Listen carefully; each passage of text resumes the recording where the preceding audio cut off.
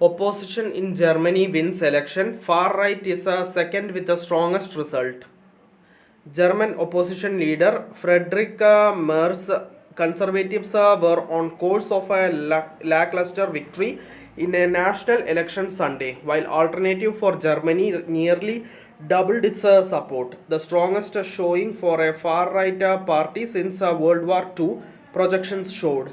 Chancellor Olaf Scholz conceded a defeat for his center-left Social Democrats after what he called a bitter election result. Projections of ARD and ZDF public television showed his party finishing in third place with its worst post-war result in a national parliamentary election. Merz vowed to move quickly to put together a coalition government, but that's likely to be a complicated task. The election took place 7 months earlier than originally planned after Scholz's unpopular coalition collapsed in November, 3 years into a term that was increasingly marred by infighting. There was a widespread discontent and not much enthusiasm for any of the candidates. The campaign was dominated by worries about the years long stagnation of Europe's biggest economy and a pressure to curb migration, something that caused friction after Merz pushed hard in recent weeks for a tougher approach. It took place against a background of growing uncertainty over the future of Ukraine and Europe's alliance with the United States. Germany is the most populous country in the 27 nation European Union and a leading member of NATO. It has been Ukraine's second biggest weapon supplier after the US. It will be central to shaping the continent's response to the challenges of the coming years, including the Trump administration's confrontational foreign and trade policy. The projections based on exit polls and partial counting put support for a MERS union bloc around 28.5% and anti-immigration alternative for Germany for AfD about 20.5%, roughly double its result from 2021. They put support for Scholz Social Democrats at just over 16%, far lower than in the last election and below their previous all-time low of 20.5% from 2017. The environmentalist Greens, their meaning partners in the outgoing government, were on a little over 12%.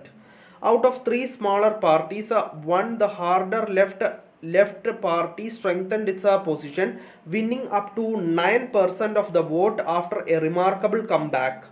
Two other parties, business Free Democrats, who were the third party in the collapsed government, and the Sahara Vagenek alliance, hovered around the threshold of the 5% support needed to win seats.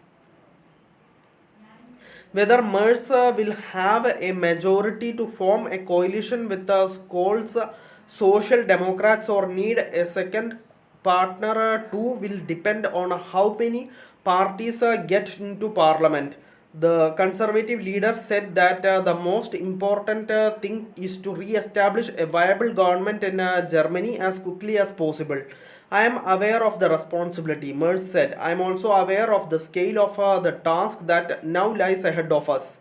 I approach it with the utmost respect and I know that it will not be easy. The world out there isn't waiting for us and it isn't waiting for long drawn out coalition talks and negotiations, he told cheering supporters. The Greens candidate for Chancellor, Vice Chancellor Robert Habeck, said that Merz would do well to moderate his tone after a hard-fought campaign.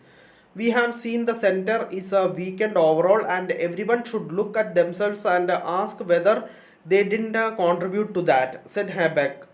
Now he must see that he acts like a chancellor. The Greens were the party that suffered least from participating in Scholz's unpopular government. The Social Democrats' General Secretary Matthias Mirsch suggested that their defeat was not surprise No surprise, this election wasn't lost in the last 8 weeks. AFD co-leader Tino the name is Tino Chrupala, told cheering supporters that we have achieved something historic today. We are now the political center and we have left the fringes behind us, he said. The party's strongest previous showing was 12.6% in 2017 when it first entered the national parliament. The party's candidate for chancellor, Alice Weidel, said it is open for coalition negotiations with the Merz party and that otherwise no change of policy is possible in Germany. Merz has repeatedly ruled out working with the AfD as have other mainstream parties and did so again in a television post-election exchange with Weidel and other leaders. Weidel suggested AfD wouldn't have to make many concessions to secure a theoretical coalition, arguing that the union largely copied its program and deriding its Pyrrhic victory. It won't be able to implement it with the left-wing parties, she said. If Merz end up forming an alliance with the Social Democrats and Greens, it will be an unstable government that doesn't last 4 years. There will be an interim chancellor, Frederick Merz, and in the coming years, we will overtake the union. Merz dismissed the idea that voters wanted a coalition after AfD. We have fundamentally different views, for example on foreign policy, on security policy, in many other areas regarding Europe, the euro, NATO, he said. You want the opposite of what we want, so there will be no cooperation, Merz added. Scholz described AfD's success. He said that that must never be something that we will accept. I will not accept it and never will.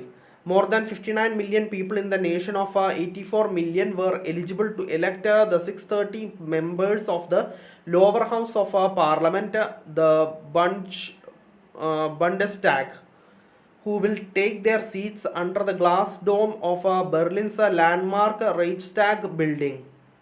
Thank you for listening. Thank you for watching. Thank you, everyone. Bye.